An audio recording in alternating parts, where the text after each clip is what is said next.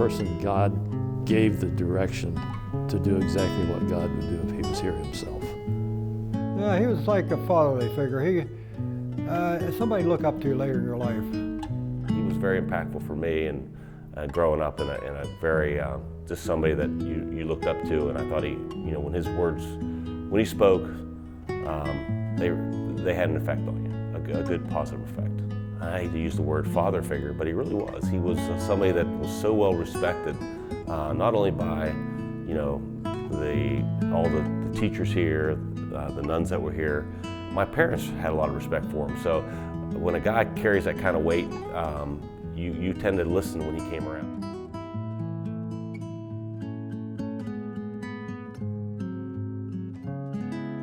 He was the kindest person I ever met in my life. And I've met a lot of them at 85 years of age. But he was a super person, and he was always interested. He wasn't just asking you questions to be talking. He was interested in what you were doing, how you were getting along. You don't find many people like that anymore. He would pick me up even when he had his bus full of kids, and I'd wave him on, and he'd say, no, he'd stop. We'll make room for one more, Tommy, get in here. You know, snow flying, whatever. He was super.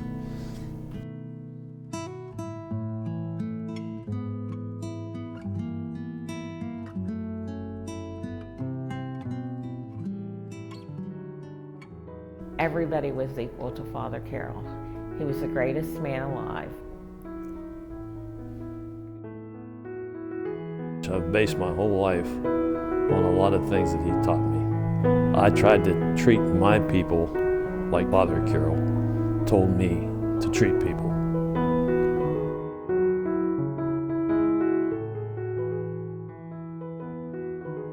Any kind of function that they had at the school, I was always invited. And when I got there, he made sure I was welcome. But it didn't make any difference what religion I was to him. It was a person he cared for. But he was always there for people at the funeral home, in the hospitals, at the sick bed at home. He was a virtuous man, and as Mary said, he was truly a saint.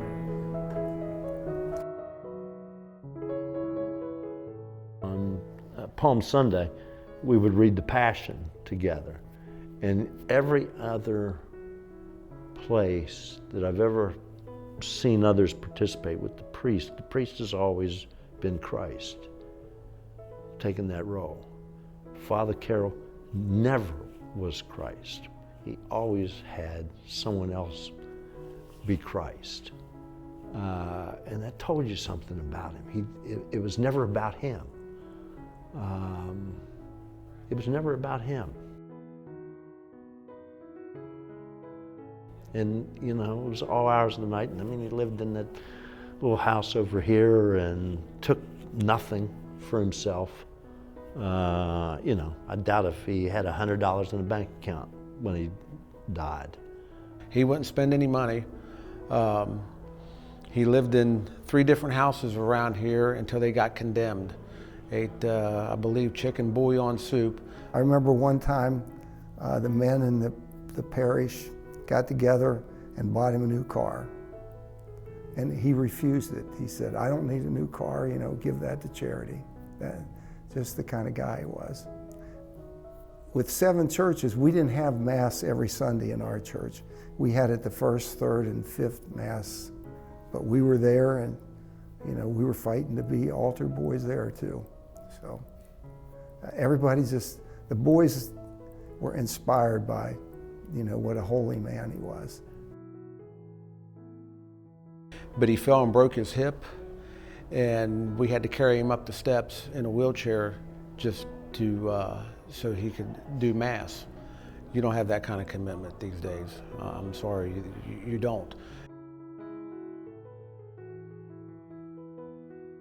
That was the kind of man he was, and he believed so vociferously, preached the Word of God. I mean, I can remember him, and he just treated people so well, and he just didn't care about himself. All he did was care about his parishioners and care about God and bringing them closer to God. And it was a phenomenal example for a young person.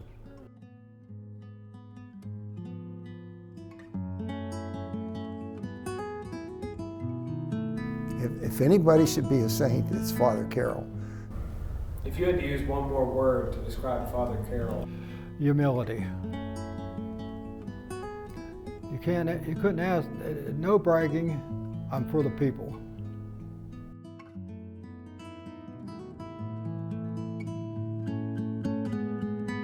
Like that, and to me, he's always been a saint. He always will be in my mind.